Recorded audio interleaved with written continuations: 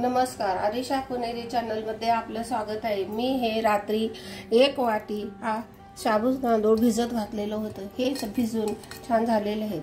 ह्याचे मी आता आपणास एकदम मस्तपैकी पापड्या बनवून दाखवणार आहे। हे पापड्यासाठी काही साहित्य लागत नाही, खाली आपण शिजत आल्यानंतर त्यामध्ये थोडं जिरं टाकायचं आहे। आता ह्यासाठी मी 1 वाटीसाठी मी 1.5 वाटी पाणी घालत आहे। हे पाण्याला आता मी गॅस पेटवत आहे।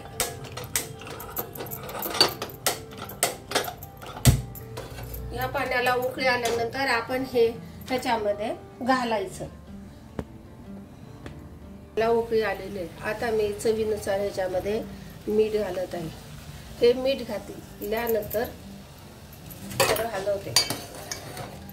हलवल्यानंतर आपण हे त्याच्यामध्ये हे आपण भिजवून ठेवलेला शाबू थोडा थोडा करून घालायचा, जादा घालायचं नाही। जादा घातल्यानंतर गाठी होतात। हे असं सारखं ढवळत राहायचं म्हणजे एकमेकाला चिटकत नाही।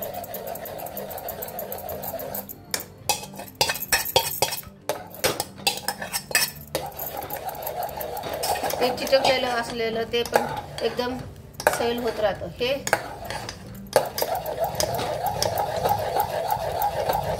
एकदम मी थोडं दाखवलेलं आहे कारण इथं उन्हात घालायला जागा नाही। मी हे पंख्याखाली 3-4 दिवस वाळवणार आहे। हे पाणी बघा कसं आटायला लागलेलं आहे, कमी झालेलं आहे। पाणी कमी होऊन शाबू कसा फुगलेला आहे मस्तपैकी बघा।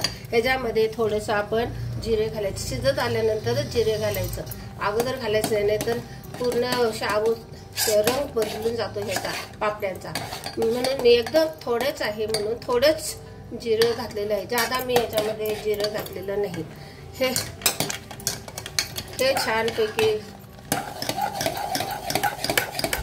शिजायला लागलेलं आहे। हे माझे एकदम मस्तपैकी शिजून शाबू तांदळाच्या पापड्या करण्यासाठी तयार आहे। आता मी आपणास हे थोडं थोडं करून ह्याच्यावर पिशवी ह्याच्यावर घालून दाखवत आहे। हे गरम असल्यामुळं गरम घालायचं म्हणजे छान चिकटून बसतं आणि पापड्या छान होतात।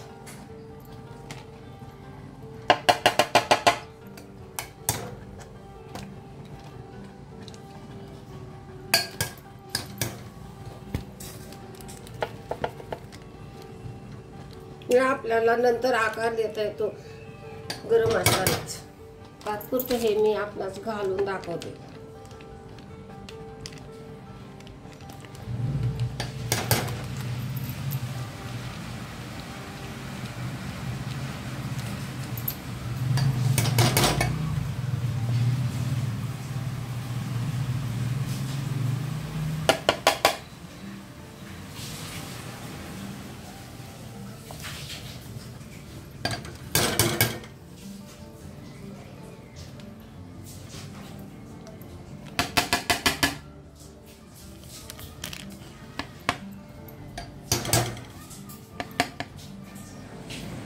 हे साबुदाण्याचे मी भिजवून रात्रभर ठेवून घेतलेले हे पापड मी गरगटून असे मस्तपैकी केले। त्याला बिलकुल वेळ लागत नाही।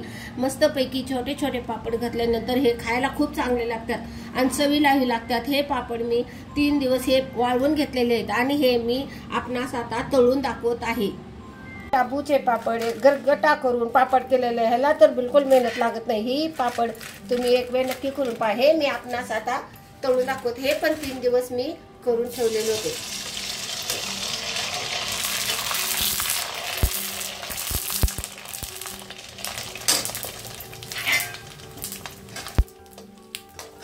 हे बघा किती छान झाले।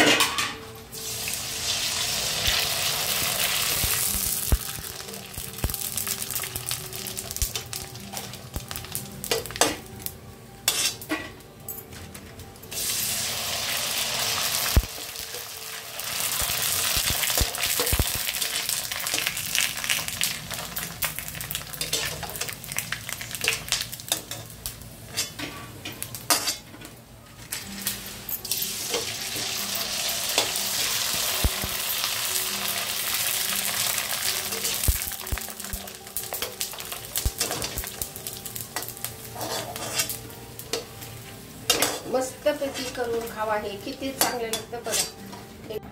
हे माझे शाबूचे गरगटून केलेले पापड आहेत. हे एका वाटीमध्ये किती सारे झाले होते मी आपणास दाखवलेलं आहे.